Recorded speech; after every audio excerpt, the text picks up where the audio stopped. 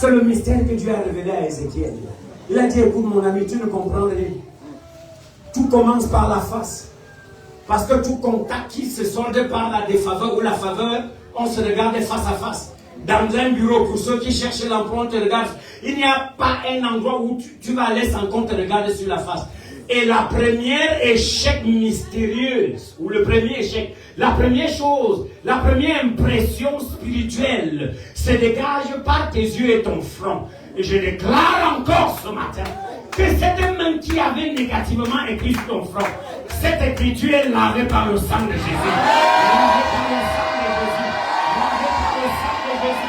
Lavée par le sang de Jésus. Lavée par le sang de Jésus. Reçois une nouvelle face.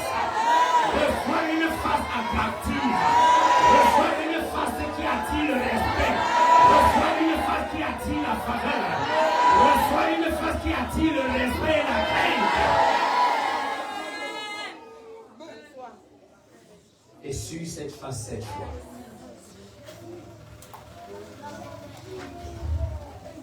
Assois-toi, nous allons continuer.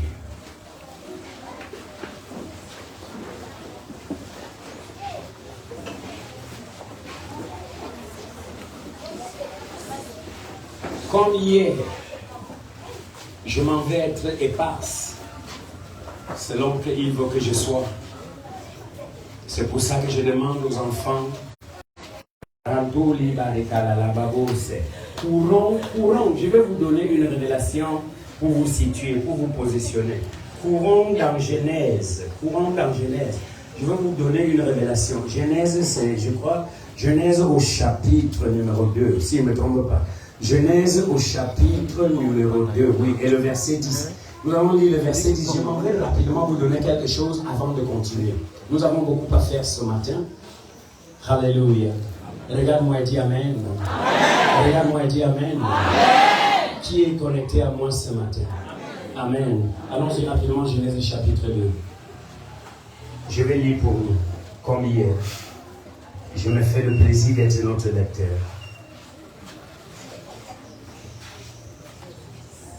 Mes enfants, comprends que je t'ai dit entre autres qu'il est temps que Dieu devienne papa. Si longtemps que Dieu n'est pas papa,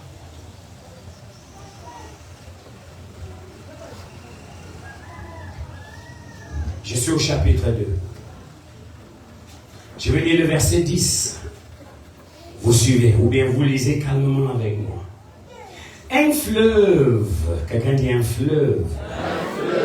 Vous savez, Jésus a dit, ceux qui croient en moi, les sources d'eau vive, les fleuves jailliront en son sein. Qui a lu ça dans Jean? Qui a vu ça en lisant sa Bible? Qui a lu un jour que Jésus a dit, si tu crois, les fleuves vont jaillir de ta vie. Tu comprends ce que ça veut dire? Ça veut dire que ta vie ne connaîtra pas le désert.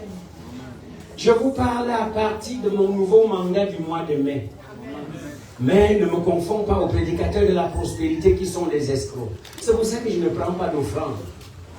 Je bâtis les rois. À ceux qui reçoivent le message de l'esprit et qui sont en train de sentir que j'entre dans la royauté, de se lever et de déposer le million. Quelque chose de jamais fait dans le mystère. Fait par quelques rares, mais pas par plusieurs. Est-ce que tu sais que les rois ne donnent pas parce qu'ils ont? Je vais souvent au palais royal à Baligan. C'est le palais que je connais le plus. Oh, je me rappelle un jour, j'ai mis 10 000 dans l'enveloppe. J'ai déposé devant Sa Majesté le roi de Baligan. Puisqu'il est comme mon confident. Quelqu'un qui me parle jusqu'à me dire combien de notables vont donner leur pot de panthère à lui. Les notables qui vivent encore. Est-ce qu'on livre ça à tout le monde? Il me dit, comme tu vois tel là, son totem reviendra mourir dans le territoire-ci. Il m'a déjà promis sa peau. Il y a quelques Américains qui comprennent ce que je dis. J'ai les gens de l'Ouest ici. Quand un chef te confie les pareils secrets, j'ai dit, il me dit que tu vois tel papa. J'ai dit,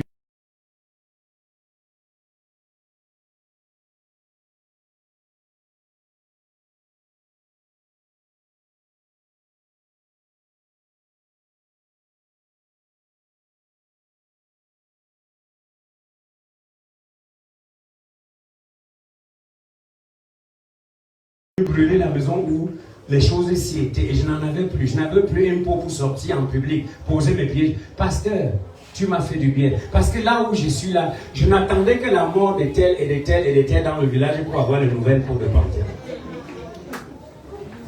Chantal comprend ce que je veux dire.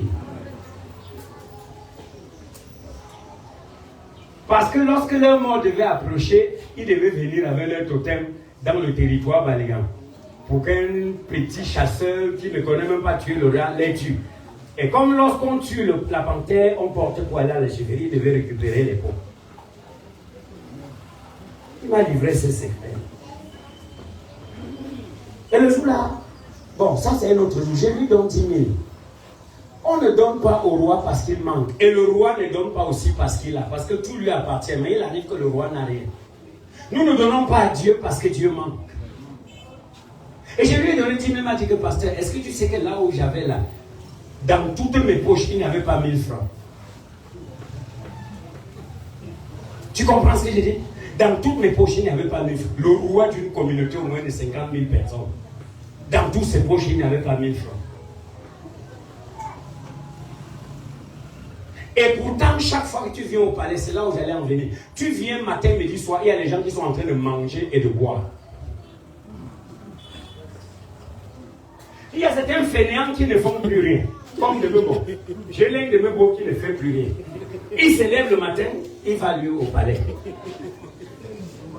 C'est devenu sa part de travail. Parce que c'est qu'il va boire autant qu'il veut et manger autant qu'il veut. Tu viens chez lui, cherche. Après 9 heures, il n'est plus chez lui. Va seulement au palais. Tu le vois courir, monter, descendre avec son chapeau à l'aisselle. Oui, mais il sort, il résout les petits problèmes. Après, quand il s'assoit, ce groupe de visiteurs vient. Quand on leur donne leur casier de bière, il prend une bière. Chaque groupe qui vient, il prend. Le soir, comme ça, il rentre chez lui en disant mouf à tout le monde. J'ai réveillé ceux qui dormaient. Je veux que tu comprennes que le mandat actuel, c'est de fabriquer les rois. Et je m'en fous. Si parmi vous, je n'ai que 2 personnes que je fabrique à cette convention, je me réjouis. Mais je souhaite qu'ils soient nombreux. Mais cette royauté passe par la transformation mentale, alors que tu écoutes la révélation. Parce que la royauté passe d'abord par ton mental. Veux-tu mourir, ta tête va te donner la mort. Veux-tu vivre, ta tête peut te donner la vie. Veux-tu réussir dans la vie, ton cerveau. Il n'y a rien que tu obtiennes ici sur cette terre en tant qu'enfant de Dieu qui ne passe pas par ta tête. Et c'est pour ça que quelque part, dans les écrits de Paul, il est dit que tout ce qui est louable, que tout ce qui est digne d'approbation, que tout soit l'objet de vos pensées.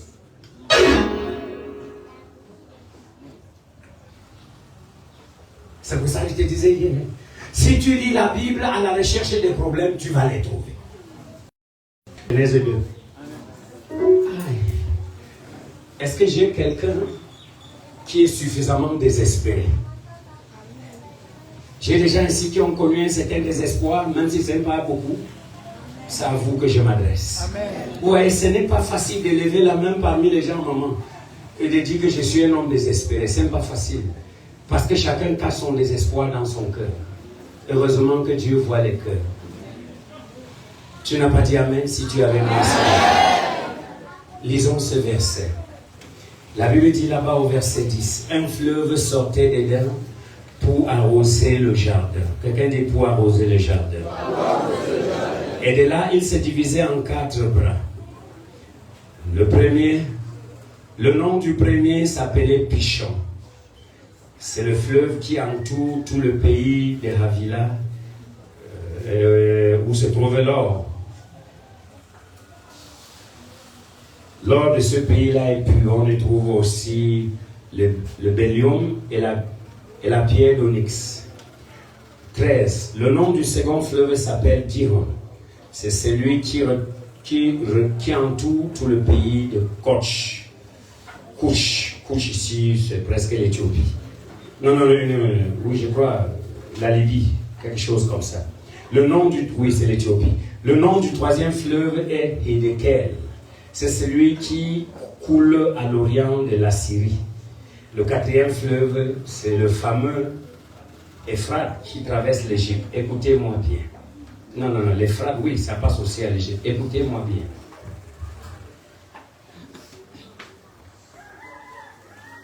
Lorsque Dieu crée Adam et Ève, qui étaient noirs de peau comme toi et moi, même si Dieu n'a pas créé le noir ni le blanc, Dieu a créé l'homme à son image. La couleur, Dieu ne connaît pas. Je veux d'abord enlever ça de ta tête. Dieu ne connaît pas les couleurs. God doesn't know color. God knows human being created in His image. C'est vous qui, par vos complexes, connaissez la couleur. Dieu n'en connaît pas. La parole de Dieu dit que Dieu crée un jardin. Quelqu'un dit un jardin. Prophétiquement, je descends jusqu'à Chindé. Dieu ne peut pas t'envoyer sur la terre sans ton jardin. Mon jardin, c'est le mien. Le tien, c'est le mien. Le tien, c'est le mien. Chacun ici a un jardin. Et c'est ce jardin que le diable fait mains et pieds pour vous empêcher d'y demeurer. Et dans ce jardin se trouvait tout. Rigo Takara. Dans ce jardin se trouvait tout. Il y avait toutes sortes de plantes. Même le diable était là-bas. Ah oui. Il y avait tout dans ce jardin. Il y avait le aloe vera pour les problèmes de santé. Toutes les plantes médicinales, tous les fruits se trouvaient au jardin d'Éden. Quelqu'un comprend ce que je dis ce soir? Dieu ne peut pas, et dit Dieu ne peut pas, répète après moi. Dieu ne peut pas te laisser vivre sans t'avoir créé un jardin. Et la Bible dit que Dieu planta un jardin et il plaça l'homme pour manger, pour qu'il cultive et pour qu'il travaille et qu'il se nourrit du fruit du jardin. Regardez les mystères, parce que là, je ne peux pas me séparer de moi ni du mandat. Et maintenant, les animaux se concertent. Quelqu'un dit les animaux se concertent. Les animaux se concertent. Vous savez, dirigés par deux, l'hippopotame et le serpent. Ne cherche pas à savoir là où je viens avec ça. L'hippopotame, selon Job 40, est le premier animal. Premier être humain. Non. Premier être vivant que Dieu a créé. L'hippopotame, allez étudier Job 40. Le serpent, parmi les animaux, Dieu lui a donné beaucoup de ruses. On sait pourquoi. Et Dieu a créé tous les animaux et enfin a créé l'homme. Au verset 26 du chapitre 1. Parce que l'homme, c'est la dernière créature vivante. Qui est avec moi? Amen. Ça, c'est vraiment le mystère maintenant. Et qu'est-ce qui se passe? Ce qui se passe, c'est que les animaux se concertent. Et ils ne sont pas contents. Ils ne sont pas d'accord. Mais nous avons été créés en premier lieu. Et lui, là, et sa femme, là, qui ont été créés après nous, il a mis son image en eux.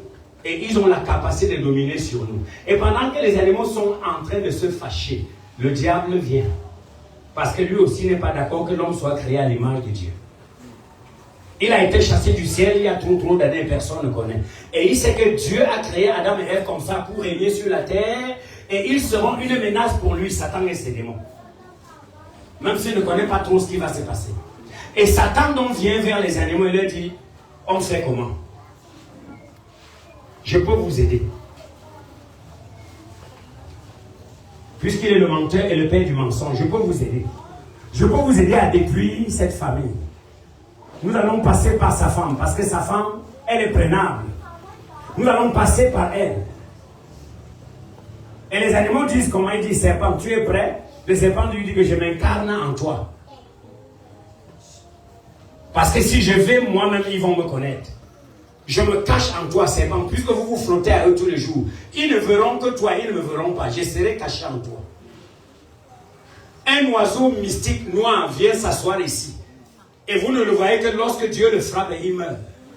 Ils ont la capacité de manifester l'invisibilité. On va le dire, un python est sorti dans telle boutique, un python est sorti dans tel, un éléphant a apparu dans telle ville, des choses comme ça. Ils étaient toujours là, mais sauf qu'ils étaient couverts par l'invisibilité. Bon, là c'était une parenthèse lointaine. Maintenant, le diable entre dans le serpent. Et le serpent va vers la femme. Voilà le premier totem de l'histoire. Dans le but de les chasser, de les faire désobéir à Dieu pour que Dieu les chasse du jardin. Est-ce que je me fais comprendre? Amen. Donc, Adam et Ève ont été chassés du jardin par le serpent dans lequel se cachait Satan. À vue d'œil, c'était un serpent. Mais dans le serpent se cachait l'ennemi numéro 1 de Dieu, Satan. Donc, quand un animal porte en lui un autre esprit, ça devient un totem. Ce qui est tombé ici hier, c'était un totem. Est-ce que je me fais comprendre? Amen. Et c'était le prototype des oiseaux mystiques, les oiseaux noirs. C'était exactement ça qui combat beaucoup de personnes parmi vous. La petite sorcellerie terrestre. Parce que les affaires de totem, c'est les affaires de la terre. La véritable sorcellerie est cosmique. Et là, c'est dans le domaine de Rose-Croix, franc-maçonnerie et autres. Que ceux qui dorment se réveillent. Est-ce que je me fais comprendre? Amen. Alléluia. Amen. Oh bon, maintenant, qu'est-ce qui se passe? Si je m'arrête là, je voudrais que tu comprennes que la jalousie de Satan et de tout son monde, c'est que l'homme quitte le jardin. Parce qu'il est trop favorisé. Amen. Amen. Mais regardons d'abord comment Dieu a fait ce jardin. Quand Dieu finit d'implanter le jardin, il crée, il sort l'eau de la terre, un fleuve qui le divise en quatre. Et ce fleuve existe. Ce ne sont pas des fables. Géographiquement, c'est des choses réelles. Parce que le jardin d'Éden était une réalité. Est-ce que je me fais comprendre? Le jardin d'Éden était une réalité. Ce n'est pas une fiction. Jusqu'à ce que tu comprennes ces choses, tu n'es pas encore prêt au voyage royal. Tu n'es pas prêt au voyage. Parce que sans révélation, il n'y a pas de révolution. Je vous dis ça depuis des années. Qu'est-ce qui se passe? La Bible dit, Dieu fait le premier fleuve, s'appelle quoi? Verset 11. Le premier fleuve s'appelle quoi? Lisez, le premier fleuve s'appelle quoi? Verset 11. Pichon veut dire abondance, prospérité. L'étymologie du fleuve Pichon. Pichon veut dire abondance. Donc le premier fleuve qui doit arroser le jardin s'appelle quoi? S'appelle quoi? Ou prose? C'est ce que Pichon veut dire. Et c'est le nom que Dieu a donné à ce fleuve.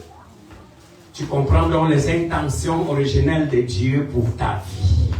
Ton jardin devait être arrosé par un fleuve appelé quoi? Je n'entends pas quelqu'un crier abondant. Courons au deuxième fleuve. Le deuxième fleuve s'appelle quoi? Verset 13. Le deuxième fleuve s'appelle quoi? S'appelle quoi?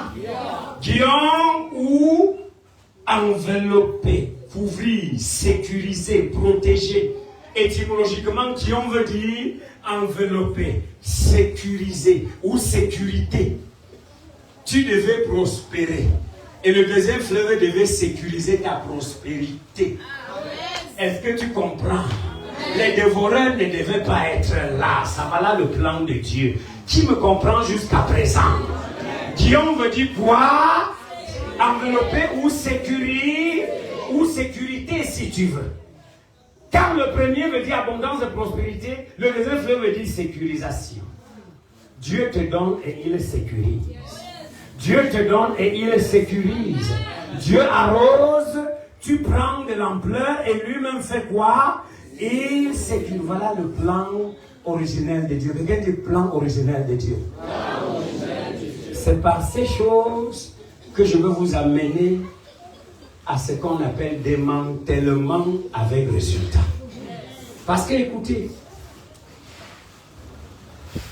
j'ai refusé, maman Élise, tous mes enfants, dans mes prières, depuis que j'ai connu le Seigneur, ou depuis qu'il s'est montré à moi, J'ai refusé, en lisant la parole, l'honneur sans substance. Voilà. Je ne veux pas l'honneur artificiel. J'ai dit non. Je veux que vous me compreniez.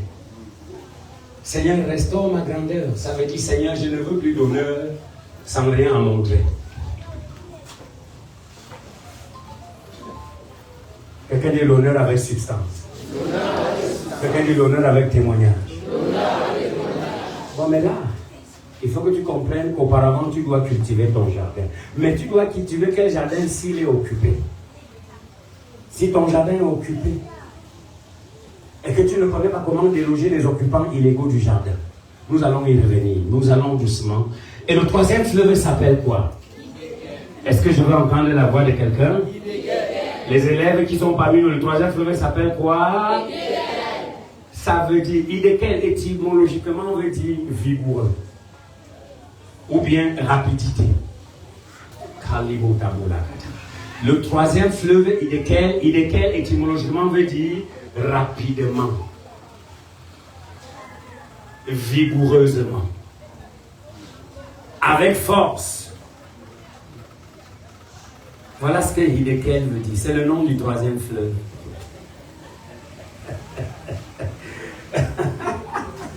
C'est le nom du troisième fleuve qui arrose le jardin. Et vous comprenez que Satan avait raison de tout faire pour qu'Adam et Ève sortent là-bas. Parce qu'aussi longtemps qu'Adam et Ève étaient dans le jardin, ils n'avaient pas d'autre choix que de prospérer. Et les fleuves étaient tellement forts qu'aucun microbe ne pouvait ronger ce que Dieu leur donne dans le jardin. C'est pour ça que le troisième fleuve s'appelle vigoureux, c'est-à-dire bonne santé. Vous comprenez ce que ça veut dire? Vigoureux veut dire bonne santé. Voilà le nom idéquel, ce que ça veut dire. Vous savez, le mot hébreu, quand on l'interprète en hébreu et en grec, ça veut dire trop de choses à la fois. Et le quatrième fleuve, Euphrate.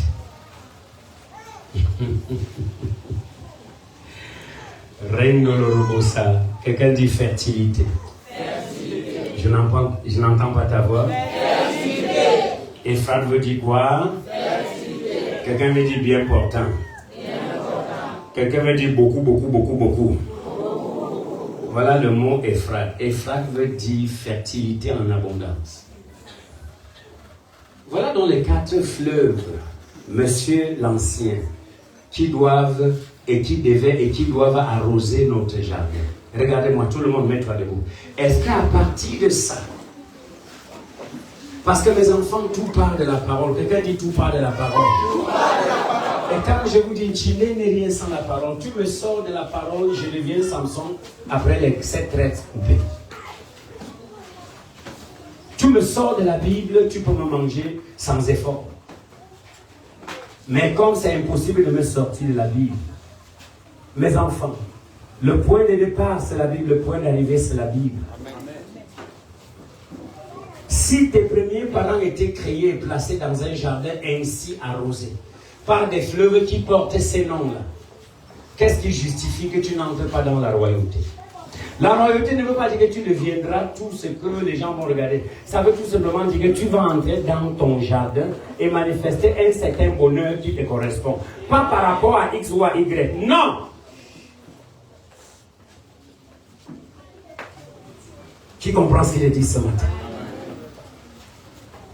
Regarde-moi dans les yeux. Qui me comprend ce matin? Regarde-moi dans les yeux. Qui me comprend ce matin? Qui prie que Dieu le maintienne sous la tonalité de ces choses-ci pendant longtemps? Est-ce que je peux voir ta main si tu veux? Il y a des choses que si tu oublies, elles t'oublient. Est-ce qu'une femme choisit sa période féconde? Une femme choisit sa période féconde? J'ai des femmes ici. La période féconde a été déjà programmée et installée dans la femme. Elle ne choisit pas. Mais tu sais, si elle veut accoucher, elle exploite. Qu'est-ce qu'elle fait? Elle exploite tout simplement sa période féconde. Mais elle ne décide pas de la période féconde. Elle exploite tout simplement. La parole de Dieu, elle est fertile. Parce que Ephrate arrose ton jardin permanemment. Il faut juste savoir le timing. Et alors que tu comprends ma voix ce matin, pourquoi ne pas croire que c'est le moment de changer de manière de voir le soleil chaque matin et de garder cette attitude pour grandir en altitude et retourner dans ton jardin. Parce que curieusement, beaucoup ne connaissent pas que le but pour lequel Jésus est venu, c'était de nous ramener au jardin. Asseyez-vous. Asseyez-vous, asseyez-vous. Je ne sais pas pourquoi vous n'applaudissez pas. Assois-toi, écoute-moi. Pasteur, le Seigneur Jésus dit, vous connaissez Jean 10, quelque part là, je suis venu afin que mes brebis aient quoi? Répétez, aient quoi? Et qu'elles soient, y a-t-il abondance hors du jardin? Ça veut dire qu'il est venu pour les ramener de là où on cultive, on sue, on fait trop, pour les ramener. Jésus est venu pour nous faire rentrer dans le... Et le jardin est arrosé par 4 fleuves. Vous avez compris les significations de... Tu comprends maintenant que c'est parce que tu n'es pas calme dans ton esprit. Tu es trop éparse, tu es trop dispersé. Tu n'es pas ferme dans tes sentiments. Tu es le genre qui tergiverse, qui vacille tout le temps. C'est parce que tu n'es pas focalisé. Tu ne sais pas ce que tu poursuis. Tantôt tu vas à droite, tantôt tu vas à gauche, tantôt tu t'assois, tantôt... Parce que ces choses que je dis n'appartiennent qu'aux personnes fermes et stables. Parce que tu ne peux pas être roi si tu es peureux. Tu ne peux pas régner si tu es vacillant. La royauté appartient aux personnes qui ont le nom de leur fleuve vigoureuse. Tu comprends? Amen. Je viens de vous dire, le désespoir, c'est une opportunité. Les problèmes sont bons parce qu'ils te préparent à surmonter tout problème. Amen. Non, j'ai trop de problèmes. Vous n'avez jamais compris le sens du problème. Les problèmes sont bons. Est-ce que tu sais que l'une des choses qui t'ont poussé à lire, à faire ce que tu as fait jusqu'à l'université, c'est parce que ton père est très pauvre?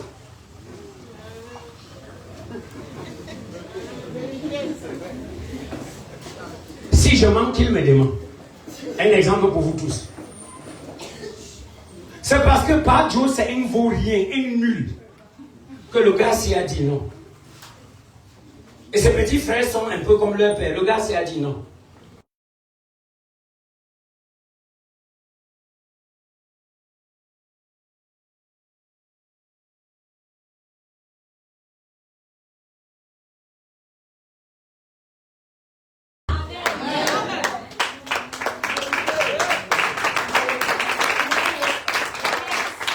Tu regardes ta penderie et ne vois que des vieux habits. Tu regardes tes chaussures et ne vois que des vieilles paires bien raccommodées. Si tu as été sous ma voix un seul jour, à la convention du démantèlement, à la convention de la fabrication des futurs rois, tu comprendras que ces vieux habits et ces vieilles paires de chaussures sont bons pour te révolter à dire qu'il faut que ça change.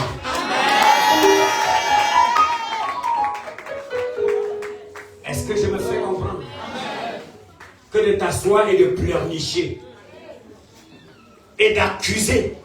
Parce qu'il n'y a pas de place au palais pour les pleurnichards. Il n'y a pas de place au palais pour les mendiants. Il n'y a pas de place au trône pour les paresseux.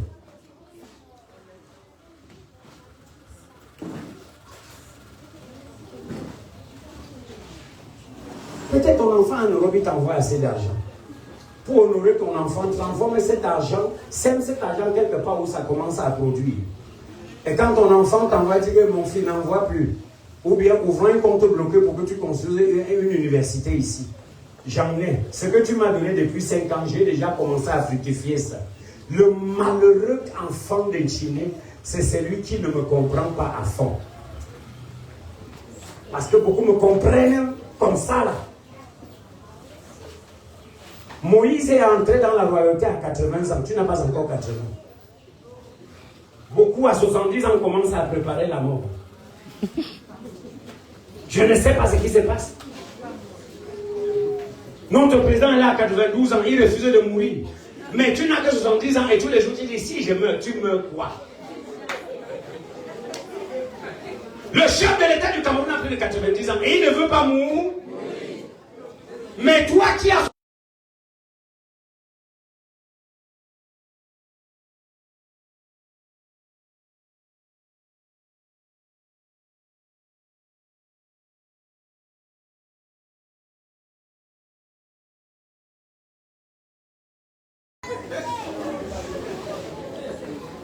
oui, parce que pour moi, j'ai fait du théâtre.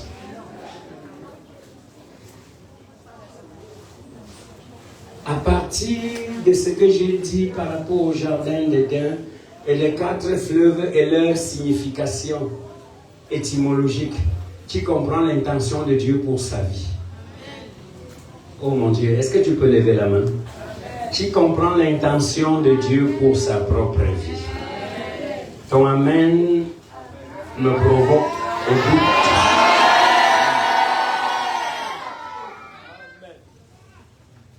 Je vais donc oindre 10 changeurs. Donne-moi mon huile, ma femme. Merci pour toutes les huiles qui sont là. Je les sanctifie. Je veux oindre 10 personnes ce matin. C'est-à-dire, je vais consacrer, comme on consacre les pasteurs, 10 personnes. 10. Après avoir parlé comme j'ai parlé, je veux que tu comprennes ce que j'ai dit. Je peux te garder ici jusqu'à 16 heures. Aussi longtemps que je me rends compte que tu ne m'as pas compris.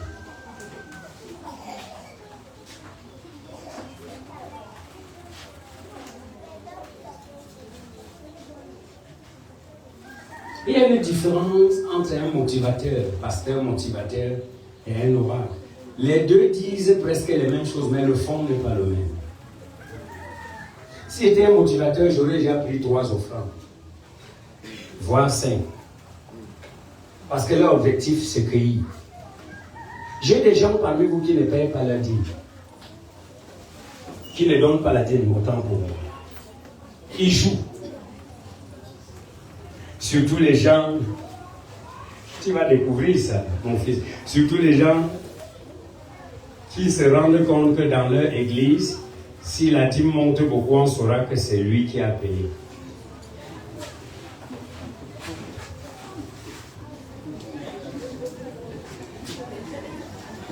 Mais ils n'ont pas honte d'être le plus béni de l'église. Mais ils ont peur de donner la dîme pour qu'en voyant que l'église a fait les dîmes de 500, et ça ne peut être que tel. Ils ont dit qu'on ne sache pas que c'est moi qui gonfle les dîmes. Mais tu n'as pas honte d'être connu comme le seul qui est béni. Voilà là où l'église Missem et Dieu du Cameroun se trouve. Je sais de quoi je parle. Vous êtes 20 à l'église, vous êtes 50 à l'église. Et tous les 50 sont les débrouillards. Et la dîme, c'est 20 000 francs. 15 000 chaque mois. Et ta dîme seule pouvait pousser ça à 200 000. Mais parce que tu sais que si ça monte à 200 000, on va savoir que c'est toi. Tu dis, je ne paye pas. Comme si les gens comme moi ne sauront pas le jeu auquel tu joues. Et finalement, tu vas où avec ton âme? Pourquoi ne pas être fier d'être le seul qui fait ça? En priant que Dieu suscite les hommes et les femmes comme toi dans la même église. Voilà l'église du Cameroun. Voilà là où nous sommes.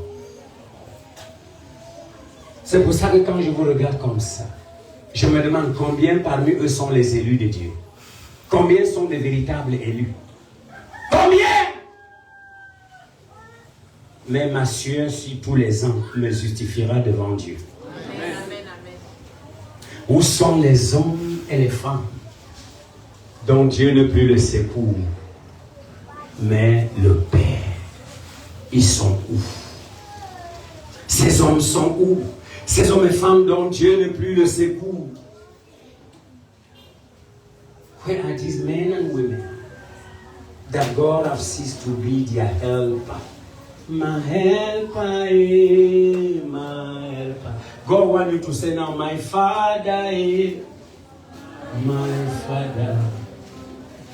Tu peux toujours chanter my helper, pourquoi pas? Mais je veux que tu chantes beaucoup plus my Father.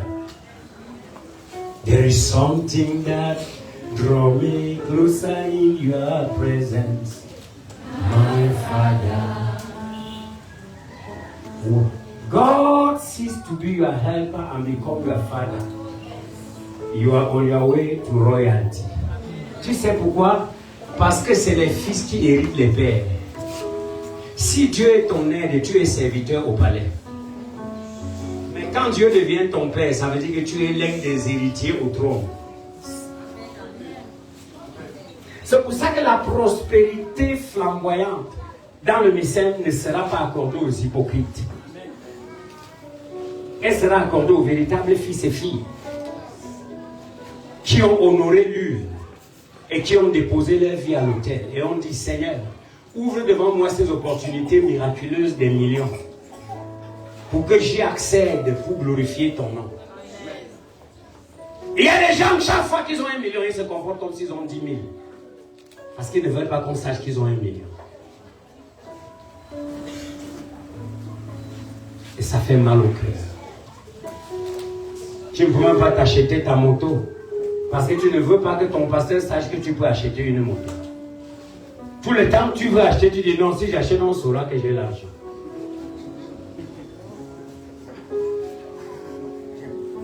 Vous pensez que ces carabos sont là parce qu'à aider la personne de construire l'église depuis des années? Combien ont construit leur maison? Depuis 20 ans qu'on est ici. Combien ont construit leur maison, acheté leur terrain? Quand Dieu est my helper, c'est comme ça que l'église doit être. Ça doit rester comme ça. Dieu est en train de susciter des rois, des reines. Mais il y a un prix à payer. Et le prix à payer veut dire obéissance complète. Parce que c'est quand il a obéi à son Père que son Père l'a souverainement élevé. Et lui a donné un nom au-dessus de tous les noms. C'est l'obéissance qui a permis à son Père de l'élever. Nous voulons l'élévation, mais nous ne sommes pas prêts à obéir. Voilà le mystère. Voilà pourquoi tu te tapes trop, parfois sans résultat. Si parmi mes pasteurs même, il y a des durs, tu sais de quoi je parle. Des avares chroniques qui ont bénéficié de toutes les grâces du Seigneur dans le mystère.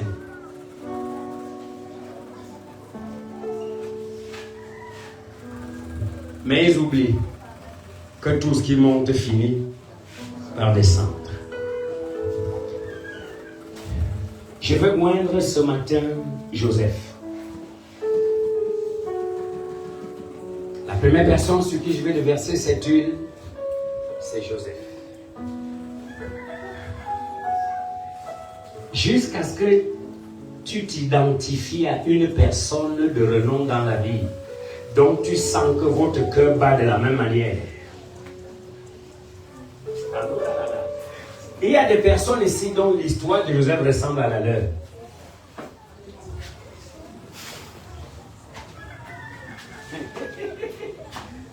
Aimé par son père, haï par ses frères, tué par ses frères, vendu par ses frères, tenté par ceci et cela, et qui à la fin, parce que Dieu avait un plan pour lui, il fait de lui roi. Il y a des personnes ici dont la vie ressemble à la vie de Joseph. Ce matin, je m'en vais te conduire dans cette dimension de révélation. Et je vais te verser mon huile sur la tête. Et je vais te consacrer Joseph spirituel. Et que tu accèdes vite au trône comme Joseph. Mais il faut d'abord savoir qu'avant que Joseph n'accède au trône, il a traversé ce que certains parmi vous traversent. J'ai des Joseph ici, qui sont les porteurs de drapeaux de leur famille. Mais entre-temps, il semble que les batailles sont là. La contestation est là. La guerre est là. Joseph ici peut avoir 60 ans, 80 ans, 15 ans, 20 ans. Peu importe, mais quand je parle, Dieu dit à ton cœur, c'est moi Joseph. Et ce matin, tu seras loin. Même si le trône est encore à quelque part de toi, je vais te consacrer. Est-ce que je me fais comprendre? Amen. Afin que rien ne t'empêche d'accéder au règne. Est-ce que vous savez que tous ces grands personnages bibliques sont dans l'église? Il faut juste par un enseignement comme celui-ci savoir de quelle lignée tu te trouves. Joseph est décontesté parce qu'il est le sauveur de la famille. Parce que l'une des raisons pour lesquelles les enfants de son père le détestent, c'est parce qu'ils ont vu que le père l'aime et va le placer successeur. Et donc papa t'aime, on va voir là où tu vas passer pour régner sur. Si tu es cette personne détestée dans la famille, c'est parce que prophétiquement tu étais fait pour être le porte-flambeau. Ce matin, je vais verser l'huile sur toi pour te libérer, te sécuriser et te pousser. Amen. Quelqu'un n'a pas dit amen si les gens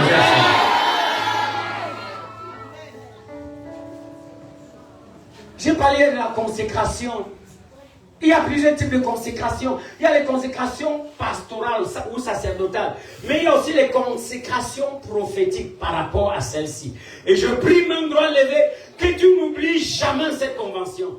Parce que si tu oublies cette convention, elle va t'oublier.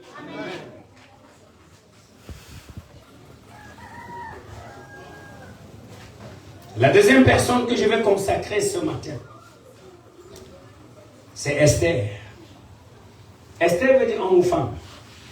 Esther, c'est cette orpheline qui a grandi chez Mardoché, son oncle, qui a perdu sa mère ou son père ou ses deux parents tôt, et qui a bénéficié de l'aide en août 73. Mon frère Emmanuel mourait à Baliga, en laissant le seul garçon que vous voyez, avec deux sœurs aînées. Il avait à peine 10 ans, moi. Août 73. Et je faisais classe tout. Après avoir redoublé classe 1, 2 ans, redoublé classe, je faisais classe tout. Et papa est mort. Papa est mort à 52 ans d'âge. Esther, c'est ma soeur. Elle a perdu ses parents tôt. Et Mardoché l'a récupéré pour l'élever. Elle n'a pas connu papa. Elle n'a pas connu maman. Elle n'a connu que ses oncles, ses tantes. Oh, I have people here like that. J'en ai ici. Peut-être tu as 60 ans. Et tu dis, papa, mon temps est passé. C'est vrai que ce que tu dis là me ressemble, mais mon temps est passé. Moïse a commencé son temps à 80 ans. C'est pour ça que je suis en train de parler à maman Élise et à quiconque ici de ne plus parler de ton âge. Et j'ai pris l'exemple sur le chef de l'État du Cameroun qui a 92 ans mais qui fait mains et pieds pour vivre. Pourquoi ne pas imiter le président pour vivre aussi? Toi qui es du royaume des cieux sur la terre. Cette fille a grandi chez son oncle parce que ses parents n'étaient plus. Elle a connu ce qu'on appelle la souffrance orphelinale. Je ne sais pas si ça existe en français. Est-ce que je me fais comprendre? Elle a connu cette souffrance. Oh, vous connaissez ce que veut dire grandir chez son oncle à Bacham? Là où il y a 4 femmes. Mon père n'avait que ma mère. Et subitement, je me retrouve à Bacham chez Papa Zakaria, là où il y a 4 femmes. Et chaque femme a ses cortèges d'enfants. Et je n'appartiens à aucune de ces femmes. Vous connaissez combien de fois on te tape par jour? Vous connaissez combien de fois on t'accuse parce qu'on a volé la banane dans tel magasin, c'est toi? On a volé la banane et pourtant tu ne connais pas grand-chose de ça? Parce que tu es le seul étranger parmi les autres. Je sais de quoi je parle. Je vais voir. Je sais de quoi je parle. Je sais de quoi je parle. Esther était de ce genre. Je n'ai personne dans ce monde. Je n'ai personne. Je n'ai personne Dans ce monde, je n'ai personne. Rien que Jésus devant moi. Rien que Jésus derrière moi. Rien que Jésus répond à mes questions. Dans ce monde. Est-ce que vous savez qu'il y a des gens qui vivent comme Esther, comme des orphelins alors que papa et maman vivent? Que penses-tu des familles des divorcés? Que penses-tu des familles où papa et maman sont des irresponsables, où papa est irresponsable? Sont-ils différents d'Esther? Non.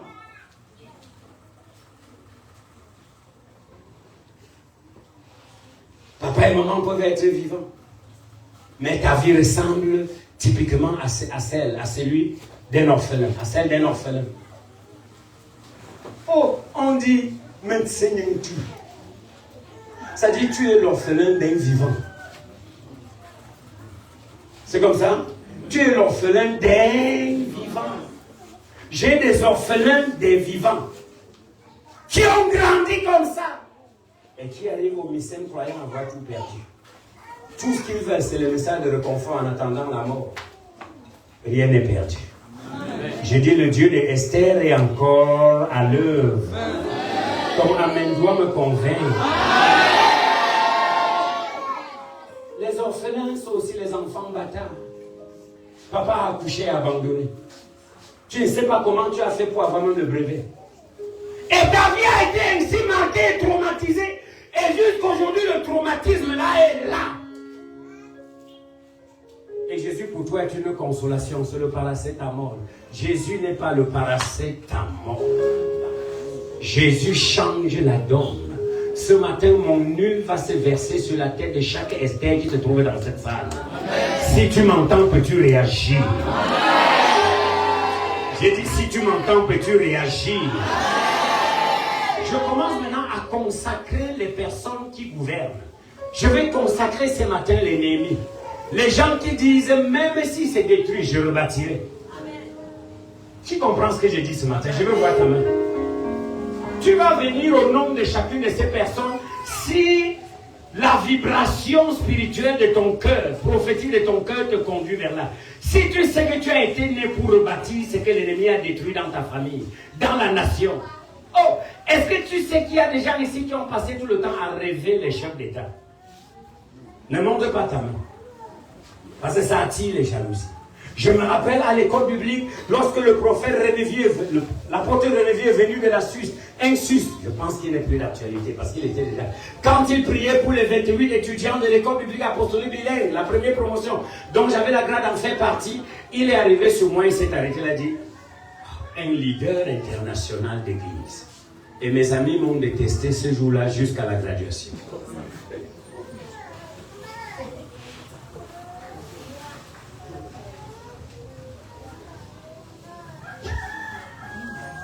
Qui est Néhémie?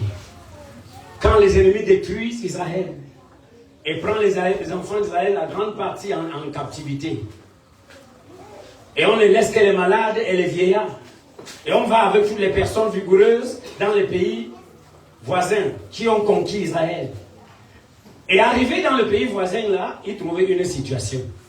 On l'a recruté au palais parce qu'il marchait avec une faveur. Il travaillait dans le palais du roi. Mais il n'avait pas oublié là où il venait. J'ai des personnes ici qui ont un fardeau poussé pour leur famille. Quand tu regardes la maison de ton père, tu sens que tout est à rebâtir. Quand tu regardes les niveaux de division, de confusion, tu sens que tout est à rebâtir. Et tout le temps tu dis, Seigneur, si j'avais un aura, si j'avais une onction, si j'avais une capacité, je ramènerais les cœurs. Parce qu'on peut bâtir physiquement ou spirituellement.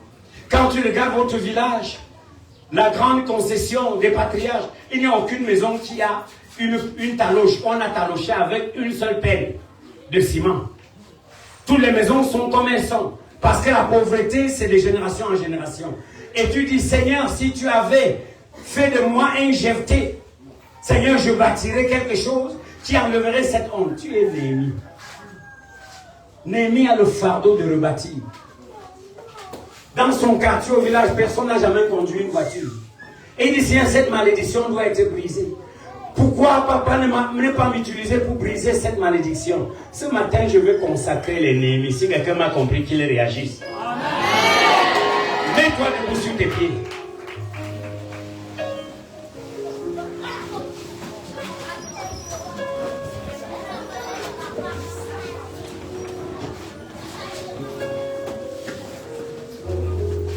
Regarde-moi. Tout le monde, regardez-moi. Maman Élise, cette huile, mes enfants, je te dis à partir de l'hôtel et j'assume ce que je dis par le Dieu qui m'a ramassé. Cette huile qui vient après ces choses-ci t'interdit de mourir.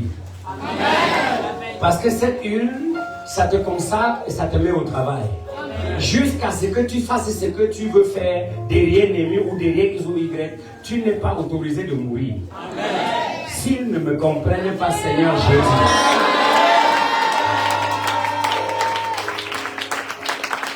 Vous pensez que vous ne mourrez pas parce que les accidents qui tuent ne peuvent pas vous tuer? La terre qui couvre les gens à Tchanda ne peut pas te couvrir. Tu ne passes pas aussi à la falaise pour vous. Les voitures qui tuent les gens à ce doigt-là et en dedans, tu ne peux pas aussi mourir là-bas. Vous savez pourquoi cette femme n'est pas montée il y a quelques années sur l'Arc de Douala Yaoundé, aidée à Yaoundé, aidée à Douala, pardon. C'est parce qu'elle avait encore des ressources non exploitées. Et Dieu a dit, tu ne peux pas mourir avec ça. Il y a certaines personnes démoniaques ici qui ne sont sensibles à rien de ce que j'ai dit. Je me sépare de vous.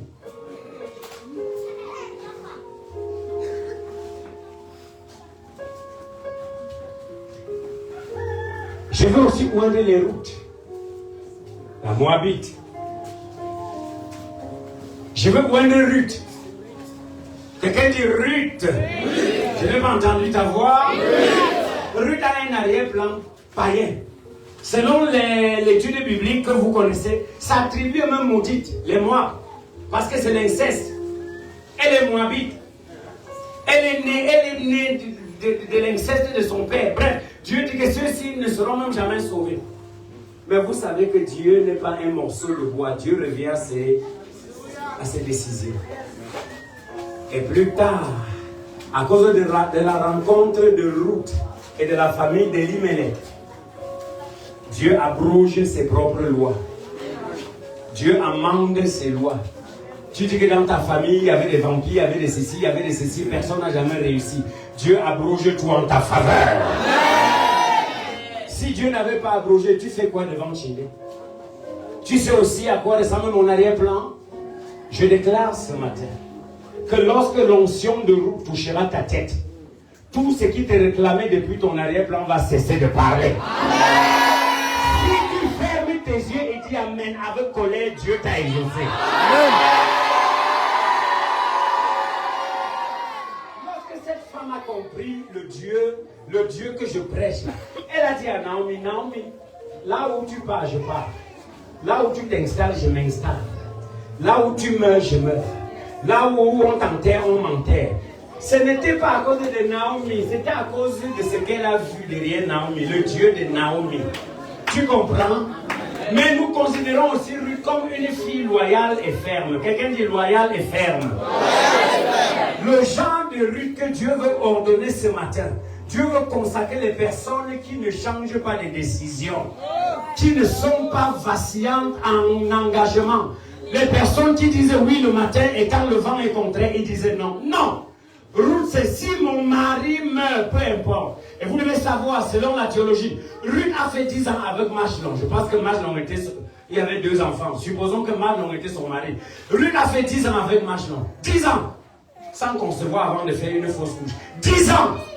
Sans jamais faire une fausse couche parce qu'elle n'avait pas conçu. Qui me comprend jusqu'à présent? Et sa loyauté l'a récompensé. Sa fidélité l'a récompensé. Est-ce que je me fais comprendre? Amen. Quelle est cette personne qui n'est jamais loyale? Tu es tantôt à gauche, tu es tantôt à droite. Tu dis oui le matin, à 11h tu dis non, à 14h tu dis oui. Qu'on ne te reconnaisse plus comme ça. Sois ferme. Amen. Alors que l'onction de Ruth va toucher ta tête, les jours viennent où tu vas rencontrer Boaz sur ton chemin. Tu vas rencontrer Boaz sur ton chemin. Tu vas rencontrer ton Boaz. rencontrer ton Boaz. Homme ou femme ici, je parle d'un rythme plutôt spirituel et non du genre. Tu vas rencontrer ton Boaz. Ce qui veut dire, mon Dieu va faire que tu rencontres quelqu'un qui te donne une nouvelle chanson. Si tu crois aux rencontres de transformation, dis Amen. Mais auparavant, il faut être cette personne ferme. Cette personne qui connaît maintenir sa décision. Supporter le maintien, quel que soit. Je prends ma décision et je supporte tout ce qui advient. Nous vivons une église pentecôtiste sans direction. Parce qu'on change tous les jours. Tu n'es pas un caméléon. Est-ce que je me fais comprendre? Il est là où tu mourras, je vais mourir. Et regarde, je vous aide, même si vous n'écrivez plus. Lorsqu'elle arrive à Jérusalem, elle rencontre Boaz. Boaz, c'est un vieux de 80 ans qui n'était jamais marié. Et il n'était pas impuissant. Il avait beaucoup d'argent. Et à 80 ans, il n'était pas marié. Asseyez-vous, vous notez. Boaz, c'est un vieillard de la lignée pouvant épouser cette fille, selon la tradition juive. Il n'avait jamais été marié. À 80 ans, il n'avait jamais été marié. Et Ruth fait sa rencontre, elle-même à 10 ans, parce qu'elle s'est mariée à 30 ans. Après 10 ans de mariage, elle n'a pas accouché. Mais sa loyauté a fait qu'elle suivait la vieille Naomi. Et arrivée chez les Naomi, elle rencontre un certain Boaz avec le droit de rachat. Boaz a 80, elle a 40. Et elle épouse Boaz. Et à la fin d'un an de mariage, elle a Obed en main. Elle accouche Obed, le grand-père de David. La lignée de Jésus-Christ. Elle a fait 10 ans avec son premier mari, pas d'enfant. Parce que son destin n'était pas là-bas. Quand je dis souvent commissaire, je crois au divorce, les gens ne comprennent pas mes profondeurs. Je n'encourage pas le divorce parce que ce n'est pas la volonté de Dieu. Mais la volonté de Dieu peut être que certains mariages se brisent. La volonté de Dieu peut être que Ruth n'accouche pas avec Magelon parce qu'elle a été faite pour accoucher rien qu'avec Boaz. Mais ne pas comme interpréter dans la chair pour chasser ta femme ou divorcer ton mari. Parce que les gens, les pentecôtistes aiment interpréter dans la chair. Je vous parlais des profondeurs de la volonté de Dieu qui échappent à plusieurs personnes aux esprits artificiels. Qui comprend ce que je dis jusqu'à présent? Regardez-moi dans les yeux si vous êtes ici. Est-ce que je me fais comprendre? Elle a fait 10 ans avec le mariage où on avait tapé les mains, dansé, jeté les fleurs, elle n'a pas accouché. Et à 40 ans d'âge, quand les eaux du bassin sont déjà assez solides, elle rencontre un vieux de 80 ans à qui Dieu avait aussi refusé le mariage. Et Boaz n'était pas marié, pas parce qu'il était pauvre, il avait trop d'argent. Mais Dieu lui avait empêché d'aimer une femme. Parce que Ruth était en route. L'éternel doit dire profondeur de la volonté divine. Je stoppe, je n'en fais pas un enseignement. Mais mes pasteurs vont aller développer ça et prêcher. Les prédicatrices des assemblées, vous développez ça. Oh, j'ai un de mes pasteurs. Quand je prêche un message comme ça à la fin, il dit, papa, j'ai 30 thèmes. Et il dit vrai. Il dit, papa, quand tu prêchais là, j'ai mes 30 thèmes de ce que tu as prêché. Donc j'ai 30 prédications que je vais sortir de ce que tu as dit. Voilà les enfants connectés à mon esprit. Alors que certains peinent à me comprendre, lui, il reçoit et il ressort les thèmes de ce message.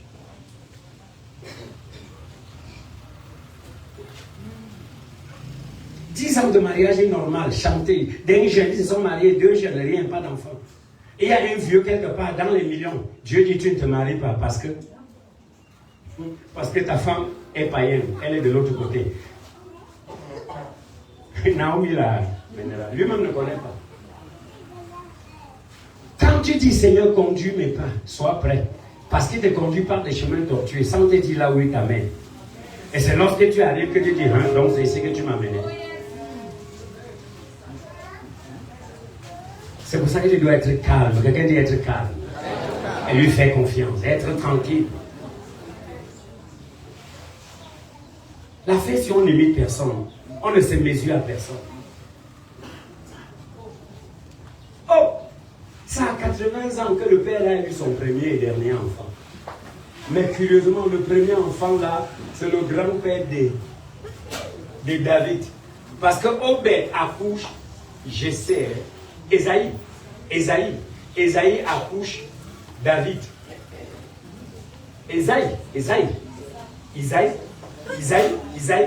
accouche David. David accouche Jésus. Donc Ruth est l'une des deux femmes qui se trouvent dans la généalogie de Jésus. Il y a Ruth et à l'autre prostituée de l'autre côté là. Rahab.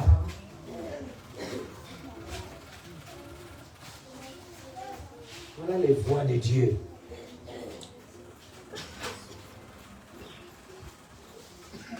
Église, assois-toi et écoute-nous. Que mon Dieu te permette de ne jamais quitter la convention de guerre. Va relire tes notes, va les relire. Et vous qui filmez mon fils, va recouper. Fais-toi aider par les Alex. Là où j'ai parlé bien, recouper et publier à Google, à Facebook, par tranche de 2 secondes, même de 5 secondes. Parce que mes messages ils sont lourds et compliqués, surtout pour ceux qui ne me connaissent pas. Ils ne peuvent pas me suivre 10 minutes sans zapper. Le type s'y raconte quoi.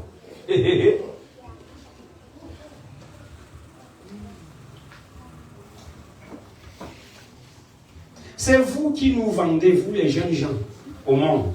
Si vous ne voulez pas nous vendre, pas de problème. Profitez vous-même et devenez quelque chose. L'une des personnes que je m'en vais oindre ce matin, c'est Ruth. Les personnes fidèles. Les personnes qui disent, j'ai pris ma décision, je la maintiens. Amen. C'est-à-dire que demain, lorsque tu n'es plus coordinateur général et que c'est Médard qui devient coordinateur général, tu dis, mon fils, je vais te donner les conseils. Ça ne te gêne pas. Parce qu'au ministère, le poste de coordinateur général va d'une personne à l'autre. Quand tu n'es plus CG, c'est que c'est un enfant que tu as bâti. Tu es fier de dire, mon fils, je vais te dire comment tu dois te comporter. Sans que ça te complexe. C'est ça, Ruth. Ton jeune mari meurt et tu suis une vieille femme. Pour aller où? Elle avait intégré cette famille une fois pour toutes. C'est ça la loyauté. S'il y a une chose qui manque dans le mystère, c'est les hommes et les femmes loyaux. Je n'en ai pas. Je n'en ai pas. Des personnes qui peuvent inspirer la confiance à long terme. Je n'en ai pas. C'est pour ça que j'ai peur. Parfois de certaines personnes qui sont trop gentilles à mes côtés. J'ai dit, son temps de partir est arrivé. Je vais aussi pointer ce matin Déborah. Vous connaissez l'histoire de Déborah? Vous connaissez, j'ai Déborah ici, Juge 5-7. Déborah dit là-bas, en ce temps-là en Israël, les hommes n'avaient pas de force. Les hommes avaient déserté leur poste. Moi, Déborah, je me suis levé. Il ne dit pas que Dieu m'a parlé. Elle ne dit pas que Dieu m'a parlé.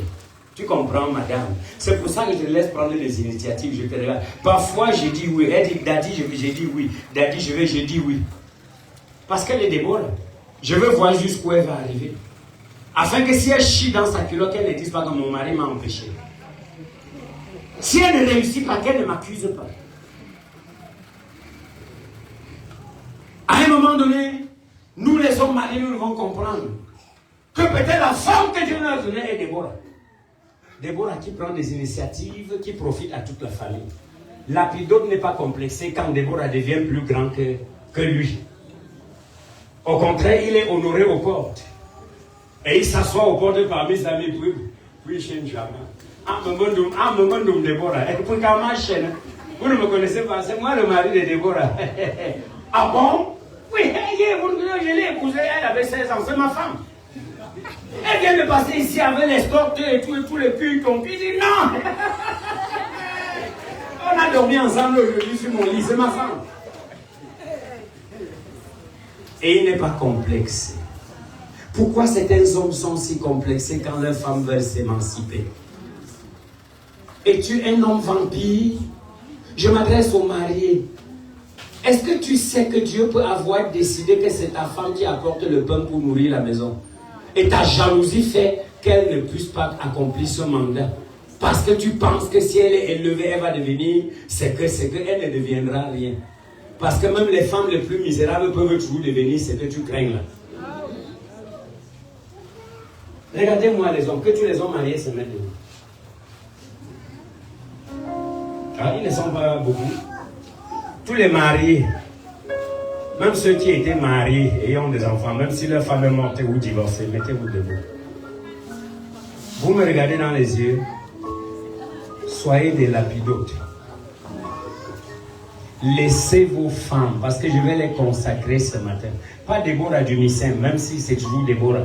Je vais consacrer les Déborah ce matin. Dieu peut avoir décidé dans l'éternité que ton honneur viendra de ta femme. Dieu peut avoir décidé que tu deviendras, ton nom sera connu grâce à ta femme. Ne sois pas complexé. Ne sois plus complexé. Laisse Dieu faire avec elle. Encourage-la. Pousse-la vers l'avant. Tu comprends ce que tu l'as dit ce matin? Et vous qui allez vous marier demain. Peut-être c'est grâce à ta femme que tu prendras aussi l'avion. C'est grâce à ta femme que tu dormiras dans les hôtels 3 étoiles et tout ça. 4, 5 étoiles. C'est grâce à ta femme que ton nom sera connu. Ne sois plus complexé. Ne sois plus complexé. Ne sois plus complexé. Ne sois plus complexé. Et ne pense pas que si elle devient grande, elle va te désobéir. Parce qu'on ne désobéit pas parce qu'on est devenu grand. Mes anciens, une femme méprise son mari parce qu'elle est devenue grande. La femme qui va mépriser même si elle est va-nu-pied. Vrai ou faux? Vrai ou faux? La femme qui va mépriser son mari, même si elle ne connaît pas tourner le couscous, elle va toujours mépriser son... La femme qui va tricher. Même si elle ne se lave pas bien. Je vais demander aux femmes mariées ici, mais je ne veux pas qu'elles répondent à la question. Tu réponds dans ton cœur. Y a-t-il une femme mariée ici qu'un homme ne lui a jamais fait clin d'œil en route? Réponds dans ton cœur. Réponds dans ton cœur.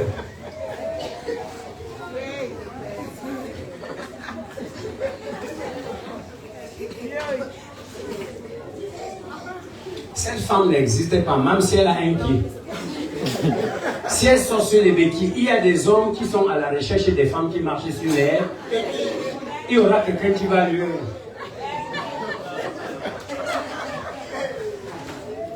Vous comprenez? Non, si ma femme devient, les hommes vont la voir. Qui t'a dit que les hommes... Tu connais combien de benskineurs, les sales gars lui ont déjà tapé la cuisse jusqu'à dire, maman, hey, patience, je voulais juste me gratter. Et pourtant, c'est le message qui lui passe. Tu veux qu'elle te dise? Si elle te dit, tu vas avoir la WC. C'est pour ça que tu ne dois jamais demander à ta femme, quelqu'un t'a-t-il déjà fait clin d'œil? Une femme mûre va te dire qu'elle, depuis que je t'ai épousé, oh, c'est comme si Dieu m'a voilé, aucun homme ne me voit. Elle te ment. Elle te ment. Même si c'est la mienne, je sais qu'elle me ment. Il n'y a pas une seule femme sur la terre qu'un homme n'a jamais fait clin d'œil à elle.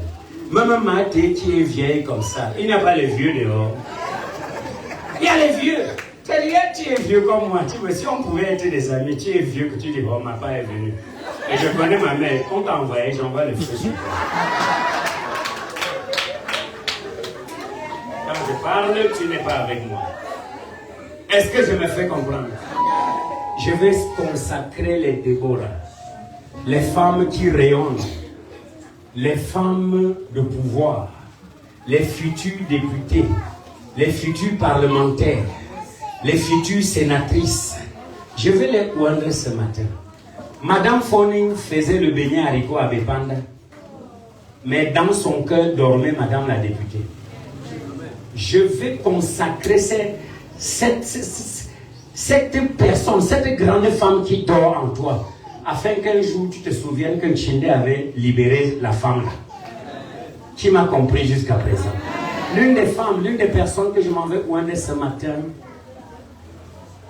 et je veux que tu me comprennes bien, c'est David. Qui connaît David? Qui connaît David? Quelqu'un qui a l'onction royale mais qui n'a pas de trône.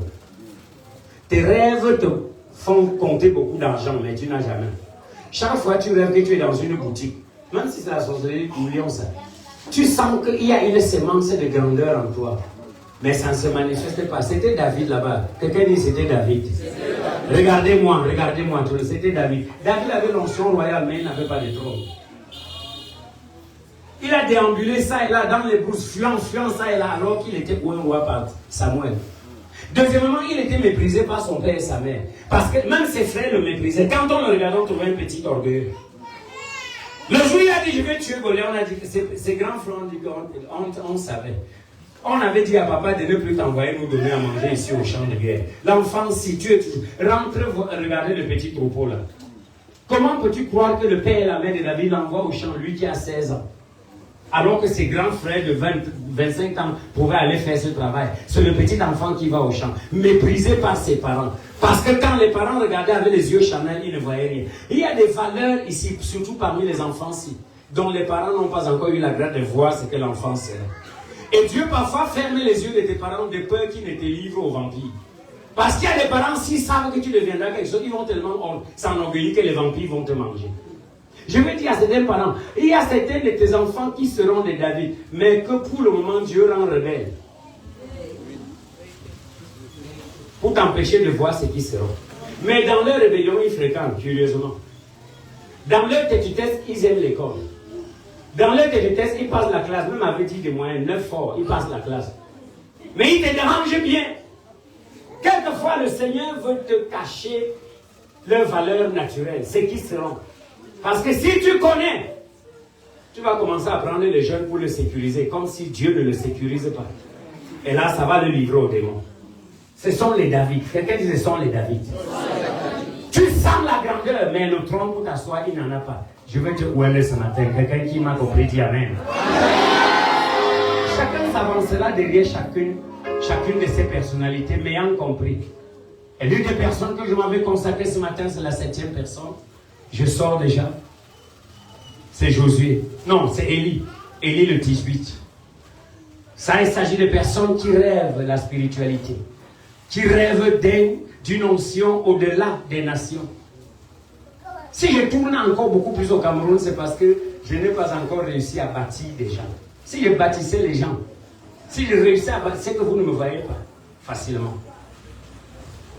Parce que mes enfants, votre père, s'il y a quelque chose en lui, si tu étais avec moi au Niger l'autre jour, tu devais comprendre. Les gens sont passés avec le bon anglais. Je suis passé avec mon anglais sans tête ni queue. Mais le résultat était tel que même le père n'était pas là le jour-là, sciemment. La mère était là. Quand j'ai vu, elle a dit que my son, I'm happy of you. C'est ceux qui ont prêché avec moi, les Zambiens, les Américains, qui venaient me saluer en soutenant leur nom. Alors que je parlais le mauvais anglais de Bachar. Parfois, quand le destin parle, les erreurs grammaticales et d'autres formes sont plus visibles. Parce que la voix du destin tombe plus fort que nos limitations. Si tu me comprends, ton tour arrive. Mais reste focalisé. Reste focalisé, ne sois plus dispersé, sois calme. Rentre et relis les notes. Écoute ma voix. Suis ce que j'ai dit. Les jours viennent où lorsqu'on parlera dans ton quartier d'un enfant qui fait la fierté des jeunes ou bien des gens de ce quartier, ton nom sera en tête. Nous aurons, c'est moi qui dis. Et on dira comme de moi à Baligan.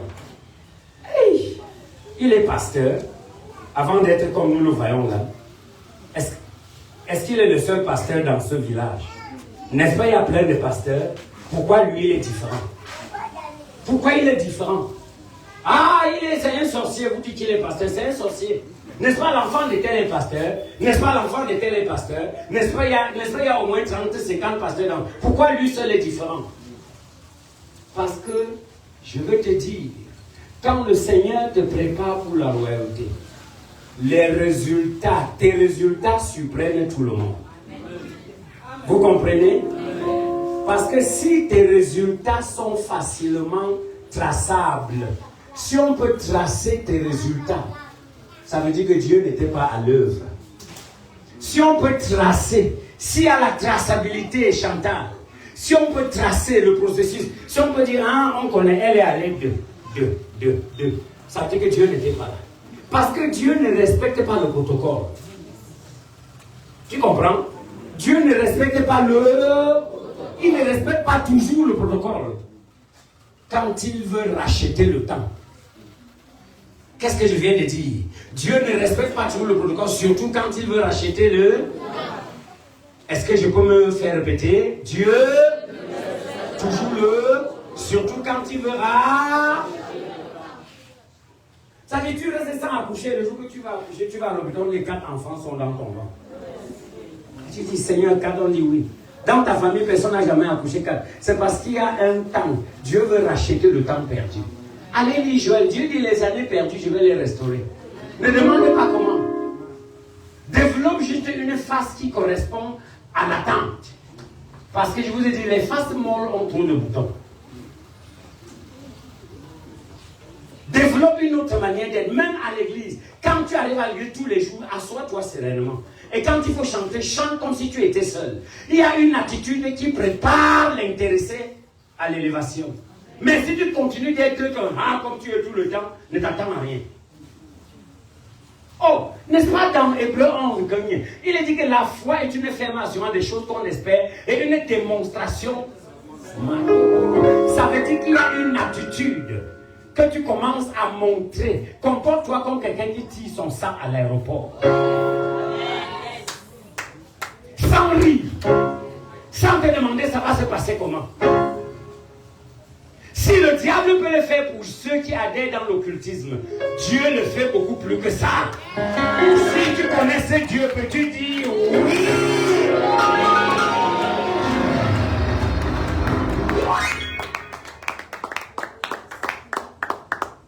Élie le Tishbish, c'est cet homme qui vient de nulle part. Personne ne le connaît. Vous savez l'une des raisons pour lesquelles à l'ouest beaucoup m'appellent sorcier? Parce que beaucoup m'ont vu. J'ai enseigné à l'église catholique en Benson, chez nous là où j'ai grandi. Benson, ça dit quelque part vers Bangkok, l'arrondissement de Bangkok, à 12 km à l'intérieur. Après, on m'a affecté en Femmes, Saint-Joseph. J'étais avec des amis qui viennent de prendre leur retraite parce qu'ils ont la soixantaine comme moi. Et on était ensemble. Après un temps, je suis parti. Et comment je suis parti? On m'a chassé. Lévé Wonkin m'a chassé parce que j'ai cru. André Wonkin. Avec le secrétaire de l'éducation, Mathias Ngetsa Ouzekila, ils m'ont chassé. C'est long parce que j'ai apporté une doctrine bizarre à l'école Saint-Joseph de Bamako, Saint-Pierre de Bamako. Parce qu'entre-temps, j'avais été affecté de Fumban à Bouddhas, Bamako, Saint-Pierre de Bamako. Ils m'ont chassé. Et quand on me chasse, les gens me voient vendre la friperie. Les gens me voient pousser le tapioca à Yaoundé dans le pouce-pouce, avec le verre et les tas de papier, 3 verres à 100, au marché central. Les gens m'ont vu faire ça, vendre les posters. Les gens m'ont vu vendre les chapeaux et les ndabanetan, la fronde. À Obala, à ça, à Monatélé. Les gens m'ont vu vendre ça. Les gens m'ont vu vendre les comprimés. Ils m'ont vu. Les gens m'ont vu dans le chantier, habillé massif, couper les fers et tourner le béton. Les gens m'ont vu.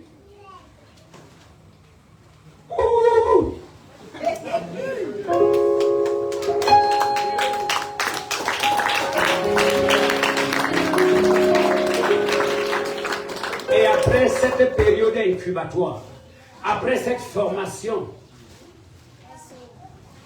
quand Dieu a dit ça suffit, tu vas cesser de travailler chez les Madians. Maintenant, va récupérer mon peuple et fais-le rentrer à sa terre promise.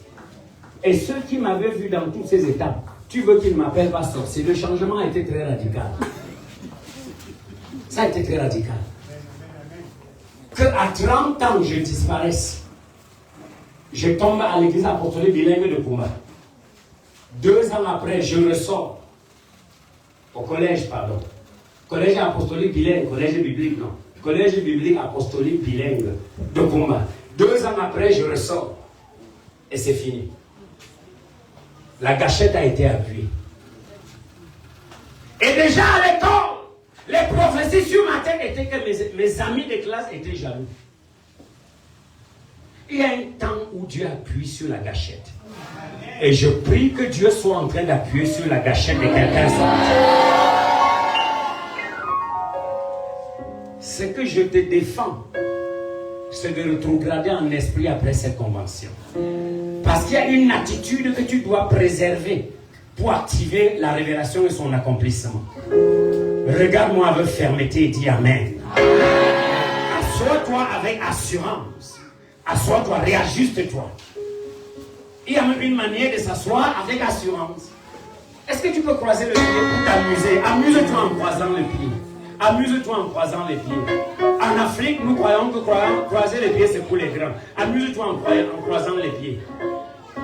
Tu as croisé les pieds?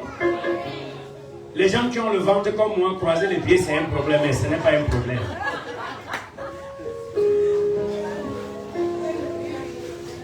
Ferme les yeux. Dis mon pied est croisé. Mon pied est croisé. Pourquoi pas? Dis mon pied est croisé. Mon pied est croisé. Mon cœur accepte cela. Mon cœur accepte cela. Mon esprit adhère à ça. Mon esprit adhère à ça. Mon psychique accepte cela. Mon psychique accepte cela. Mon être spirituel accepte cela. Mon être spirituel accepte cela. Tel que Dieu, tu t'es révélé en Chine en avril. Toi, Jésus-Christ, le roi des rois.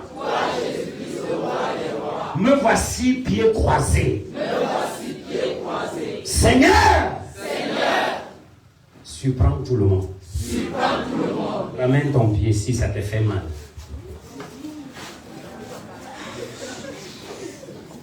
Quand les gens disent que je suis sorcier à Baligam, ils ont raison. Tu comprends, mes gars? Tu as été à Baligam. Parmi 10 personnes qui parlent bien en moi, qui parlent de bien en moi, qui parlent de moi en bien, parmi 10.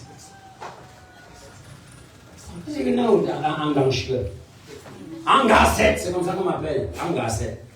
Comment, devant nos yeux, il disparaît, après il réapparaît étant déjà... Non. Zokabo Dekala. Qui appartient à ces dieux. Je te dis que l'onction que tu vas recevoir par la grâce de Dieu t'interdit de mourir. Amen. Mais tout dépend de ta tête. Amen. Et tu vas prier après maintenant, dis Seigneur, je me suis aligné derrière Ruth, je me suis aligné derrière X, je me suis aligné derrière tel que papa a dit à Edea. Papa, et jusqu'à ce que je manifeste ce tel-là, tu sais que je suis autorisé à mourir. Et quand tu t'alignes, regardez-moi, va étudier le livre de la personne. Ou bien va étudier la vie de la personne. Je te donne un devoir à faire à la maison. Va étudier comment la personne a procédé pour devenir immortelle. Qui a compris le devoir à la maison? Qui a compris le devoir à faire à la maison? Va étudier. Parce que ce que j'ai dit là, la royauté n'est pas pour les paresseux. Va étudier l'itinéraire de la personne et dis Seigneur, je suis préparé. Même s'il y a un prix à payer, comme David, comme X, comme Y, je vais le faire. Tu comprends la profondeur ce matin? Est-ce que je peux entendre le demander? Je veux ouvrir les Élie, les gens qui ont des ambitions politiques. Et voilà. Parce qu'Élie, il était plus qu'un président. Chaque fois qu'Élie apparaissait devant le roi perdait la paix. Quand on dit qu'Élie vient, le roi dit que j'ai encore fait quoi? Vous savez que jusqu'à présent, le Cameroun n'a pas encore ces jardins de Dieu. Nous préparons le terrain. Le ministère met sous l'onction des 2 prophètes, Élie et Josué. Mais je prépare le terrain. Je sais qu'Élie qui va faire peur. Peut-être je vais commencer à faire peur avant de mourir. Mais je sais qu'Élie qui va faire peur viendra aussi du ministère. Comme Idaoussa. C'est Idaoussa qui a fait que les autorités du Nigeria craignaient l'église. Parce qu'il était Élie en son temps. Quand il disait que tu vas mourir, tu meurs. Je veux oindre les gens comme ça, qui ressentent dans son esprit, qu'ils ont une onction un jour qui fera reculer les lignes. Est-ce que je me fais comprendre? Quel jour je vais dire au nom de l'Éternel et le sous-préfet va mourir parce qu'il m'a refusé l'autorisation. Et quand le préfet m'a dit, il tue les gens, lui-même va mourir le soir. On me met en prison, le régisseur meurt le même jour. Et quand il mène les enquêtes, il trouve que je ne suis pas sorcier, c'est mon Dieu qui les tue. Jusqu'à ce que Dieu suscite les hommes comme ça au Cameroun, l'évangile ne sera pas craint. L'évangile ne sera pas craint. Est-ce que j'ai des femmes Élie ici? Est-ce que j'ai des hommes Élie ici? Est-ce que j'ai les fous comme Élie ici? Est-ce que j'ai des gens dont le cœur brûle et ils se disent, papa, s'il arrivait que tu utilises quelqu'un pour ébranler les fondations de l'occultisme au Cameroun, me voici. Envoie-moi vers les Akap, envoie-moi vers les Jézabel et je les ferai taire. Je vais gouverner ces gens ce soir. Amen. Si c'est toi, dis Amen. Amen. Et avant l'enfant, Josué n'est pas du reste. Josué, c'est cet homme qui parle au cosmique. Il a la révélation haut de gamme. Il connaît couper le fleuve. Et il ne coupe pas le fleuve comme son père spirituel. Son père spirituel a tendu le bâton. Dieu dit à Moïse, étends le bâton et la mer va fuir. Josué, Dieu lui dit, je vais t'élever. Dis à quelques personnes, on les vit de porter l'arche. Et Dieu lui donne les instructions. Et Dieu dit à ceux qui portaient l'arche, et Moïse et Josué dit à ceux qui portaient l'arche, avancez. Avancez vers le Jourdain, n'ayez pas peur. Avancez, fermez les yeux, avancez. Dès lors que vos pieds vont entrer dans l'eau, le Jourdain va fuir. C'est un autre message, mais je n'entre pas là d'ici. Josué bâtit les hommes qui vont posséder le terrain. Josué, c'est celui qui porte le peuple vers sa dernière destination. J'ai des gens ici qui vont recevoir cette onction, l'onction de conclusion. C'est-à-dire, chaque fois que tu te lèves, la famille entre dans une phase de repos. Josué, c'est cette personne qui a la sagesse et l'expertise pour amener Israël à son repos. Quelqu'un peut dire amen pour ce genre d'onction sur sa tête? Mais à côté de ça, c'est un homme prophétique de haut niveau. Parce qu'il connaît parler au soleil et à la lune. Un jour, lorsqu'il n'avait pas encore fini de faire certaines choses, il a dit, soleil, arrête. Et le soleil a dit, j'ai compris, patron. Le soleil a cessé de contourner la terre. Le soleil s'est arrêté. Ou bien la terre a cessé de contourner le soleil. Il y a une mobilisation du processus supérieur de la rotation de la terre autour du soleil. Parce qu'un être humain a parlé. Est-ce que j'ai quelqu'un ici qui a le même Dieu que Josué? Je peux voir ta main si vous avez le même Dieu. Oh mon Dieu, pourquoi ton cœur est froid? Pourquoi ton cœur est froid? Est-ce que j'ai quelqu'un qui adore le même Dieu que Josué? Est-ce que j'ai quelqu'un qui adore le même Dieu que Josué? Tu vas parler aux hôtels de ton village. Vous ne voyez pas que le petit sorcier qui est venu s'asseoir là s'est trompé? Il ne savait pas que Tchindé était dans les parages. Il ne savait pas. I cannot be in the house and you come and be doing that, you are nonsense. Il ne savait pas. Il ne savait pas. Je ne peux pas être à la maison et tu viens faire ça. Comment? Et enfin, 10e personne à consacrer ce soir, Paul, le persécuteur devenu grand apôtre. C'est-à-dire, il est parti de la mauvaise réputation à la bonne réputation. Voilà l'apôtre Paul. Du bandit à l'apôtre. Il était tueur des chrétiens. Il est devenu celui qui donne la vie aux chrétiens. C'est-à-dire, tu pars du pire au meilleur. Du mauvais nom au bon nom. Toi-même, tu es conscient que tu es mauvais. Tu es conscient que ta vie n'est pas bonne. Ton caractère n'est pas bon. Mais subitement, Dieu te rend visite. Paul est l'une des personnes que Dieu a sauvées sans son avis. Parfois, j'ai demandé à Dieu, Seigneur, pourquoi tu ne pars pas à Baligam? Tu arrêtes les gens comme tu as arrêté Paul. Why can't you go to Baligam and save everybody the way you save Paul? Tu vas dans la famille de ma mère à Bacham, tu arrêtes tout le monde. Tu vois comment tu as arrêté Paul? Il vient être sauvé. Le gars d'autrui, il était en train d'aller tuer l'église. Dieu n'arrêtait pas ici pour être sauvé. Il dit même, c'est qui? C'est moi Jésus, passe comme ça. Tu es sauvé. Vous voyez cette manière de faire de Dieu? Quelqu'un dit, il est souverain. Alors que chez les autres, il faut les draguer avec l'évangile. Il faut les faire la cour avec l'évangile comme les jeunes filles qu'on veut épouser.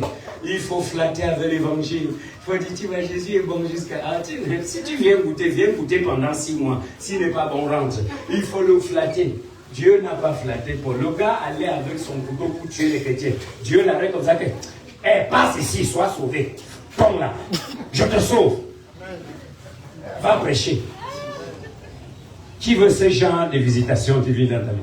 C'est-à-dire, Dieu te transporte de là où tu ne t'attendais pas à là où tu ne t'attendais pas. Je vais consacrer les gens comme ça. Mettons-le debout, j'ai terminé la journée.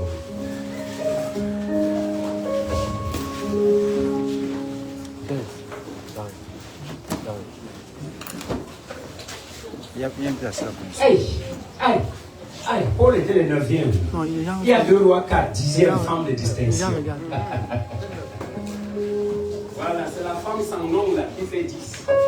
Femme de distinction. Notez sa femme de distinction, je vais les consacrer. La femme de distinction n'a rien de commun avec Déborah. Elle n'a rien de commun avec Ruth. Elle n'a rien de commun avec Esther. C'est une femme de l'heure. Quelqu'un dit femme de l'heure. Regardez-moi, tout le monde debout. Quelqu'un dit femme de l'heure. Tu peux écrire debout. Apprends à écrire dans toutes les circonstances si tu es soldat. Quelqu'un dit femme de l'heure. Le genre de femme qu'un Chinde veut rencontrer sur sa route. Pas le style camerounaise. Heureusement que cette île n'est plus ici ce matin. Maman Élise, tu vois cette femme dans 1 roi ou c'est 2 rois combien là? La femme de Sunem. La Bible dit que, oui, le passage est là. La Bible dit qu'Élisée passait devant sa, il y avait une route là, devant sa porte. Et un jour elle est sortie, elle a mis la barrière. Quand elle a vu Élisée venir avec Géasi, il a dit ok. Élisée dit, madame, qu'est-ce que tu veux? Il dit que papa accepte de manger dans ma maison. Imaginez que j'ai 5 femmes comme ça à aider. J'avais dit dans cette région. Les femmes qui ont transcendé l'avarice, les habitudes de leur tribu et autres forces négatives qui freinaient la femme chrétienne au Cameroun. Et ont atteint cette dimension qui découvre en regardant certaines valeurs spirituelles comme nous dit celui-ci. Je vais s'aimer dans sa vie. Je veux m'associer à lui pour sauver les enfants. Je veux devenir partenaire d'un homme comme celui-ci. Sans être manipulé, personne ne veut parler à cette femme. Elle a observé Élisée passer. Elle a eu les nouvelles d'Élisée. Le jour où elle dit que papa vient manger. Élie regarde Géasi. Géasi veut faire le protocole. Madame, tu nous laisses passer. Tu connais qui tu blancs là? Élisée lui dit, laisse-la, allons chez elle. Première fois, la table est dressée, couleur arc-en-ciel, c'est-à-dire toutes les nourritures. Élisée mange et part. Prochainement, Élisée mange. Et la Bible dit que chaque fois que Élisée passait, il mangeait. Et la femme maintenant va à l'étape supérieure. Elle va voir son mari et dit, chérie, je ne demande pas l'argent. Ne me donne pas, tu sais que moi-même j'en ai. Je vais construire quelque chose. Tu sais, notre maison, on a coulé la dalle, on n'a pas. Je vais ajouter quelque chose là pour que ce soit R+2.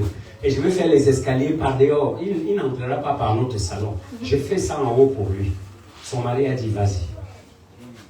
Et elle a fait sur sa maison quelque chose d'extraordinaire. Et elle a équipé.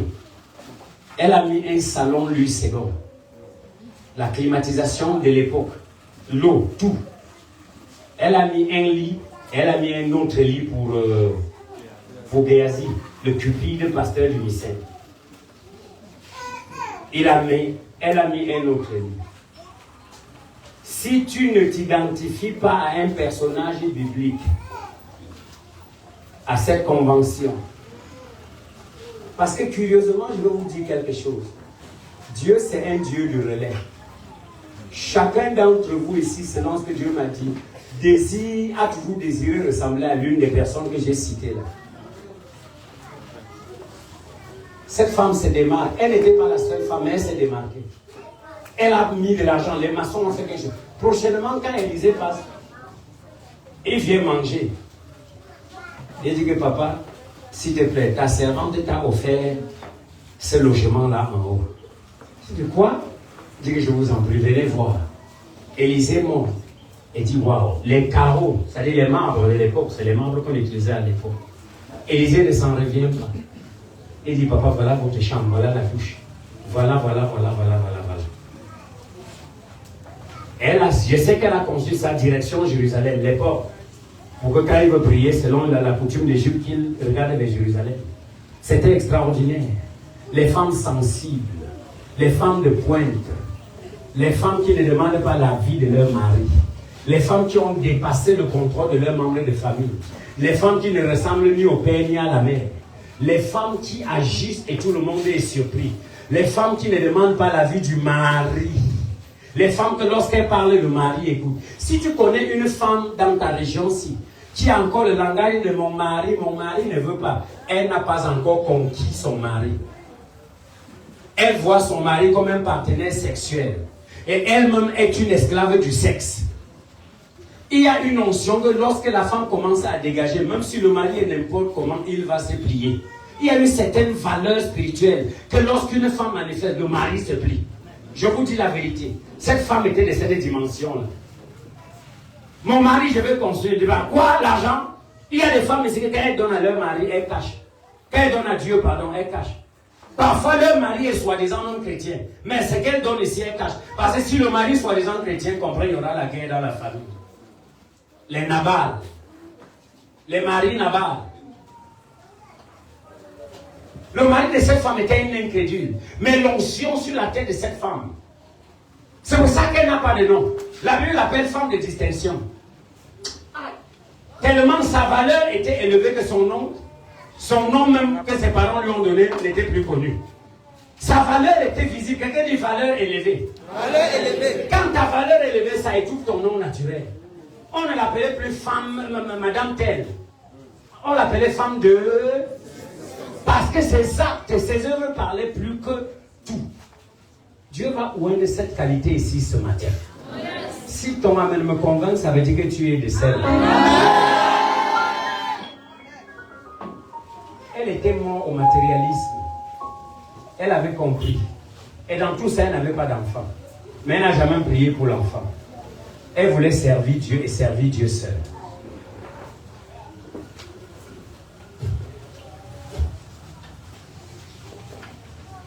Femme de distinction. Les femmes qui se démarquent. Les femmes leaders. Les femmes dont le mari ne peut pas résister. Les femmes comme celles qu'on voit dans Luc 8. Comment peux-tu croire qu'une femme, la femme de l'intendant d'Hérode, c'est-à-dire un Romain, un blanc, la femme de l'intendant d'Hérode, du trésorier du palais, va avec Jésus de ville en ville et de village en village. Elle a fait avaler quoi à son mari? Voilà les femmes de distinction. Si je pars, mon mari va rester chercher les femmes. Il y a encore des enfants de Dieu qui sont encore à ce niveau-ci.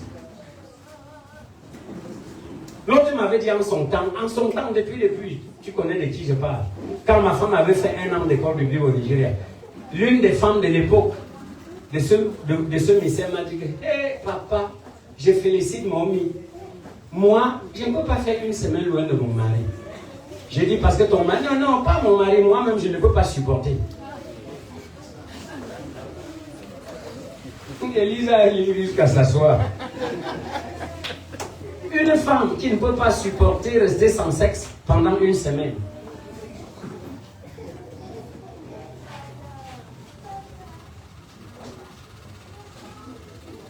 Je ne sais pas combien de démons elle avait en elle. Pour elle, le sexe représente quoi? Pour vous, ça représente quoi? Ça représente quoi? Jusqu'à tu ne peux pas accomplir ta destinée à cause de ça. Dieu t'attend sur le terrain d'exploit. Dieu t'attend sur le terrain de la grandeur. Somme 71, verset 21. Et tu n'as jamais voulu prier, développer l'onction qui fait que ton mari, même de temps en temps, se procède et dit que madame prie pour moi. Et dit quoi? Madame prie pour moi. Amen. Amen. Vous savez combien de fois ma femme me demandait la prière? Si j'étais un gancon, on peut-elle me demander la prière? Même ce matin, papa prie pour moi. Chaque fois qu'elle veut venir prêcher, papa prie pour moi. C'est parce que quand elle me regarde, elle regarde ce qu'il n'y a pas marche. Il faut que je prie pour elle.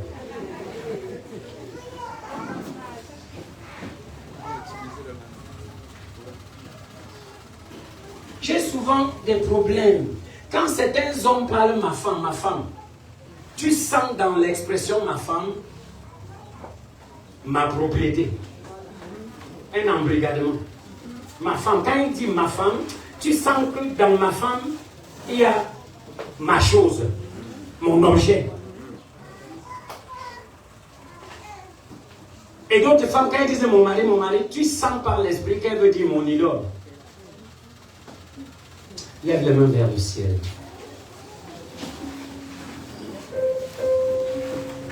Commence à dire, Seigneur, me voici. Me voici, papa, j'ai compris ce que tu m'as dit. Je suis prêt à prendre l'onction sur ma tête.